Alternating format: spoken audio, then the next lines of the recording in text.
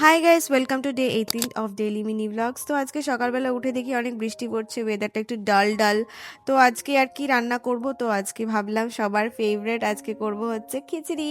তো খিচড়ি করার সময় আমি ভাবলাম যে মুগের ডালের করি নাকি মসুর ডালের করি, তো আমি ভাবলাম মুগের ডালেই করি, ভেজ টাইপই করি। তো তারপর আমি পনির ছিল কালকে রাত্রে, তো সেগুলোকে আমি কেটে কেটে আবার একটু ভেজে নিলাম, কারণ আমি ভাবছিলাম পনির আর খিচড়ি মিক্স করে করব। ভীষণ ভালো হয়ে গেছিলো গাইস, এত ভালো টেস্ট হয়েছিল যে আমি কি বলবো, আমার নিজের রান্না প্রথমবার আমার এত ভালো লেগেছে। তারপর আজকে আমি ভেবেছিলাম যে মুভি দেখতে যাব, বাট সব কটা সোল্ড আউট সিট, মানে সব টাইমেরই সোল্ড আউট। কি যে বলি, এত ভালো মুভি না, সবাই তো সোল্ড আউট করবেই। তারপর আর কিছু সময় কাটানো ছিল না বলে আমি ভাবলাম যে রিল বানাই, তো আমি চোখের মধ্যে দেখো কনসিলার দিয়েছি, আর এত নেচেছি গরমে আমার পুরো কনসিলার গলে গলে পড়ে যাচ্ছে।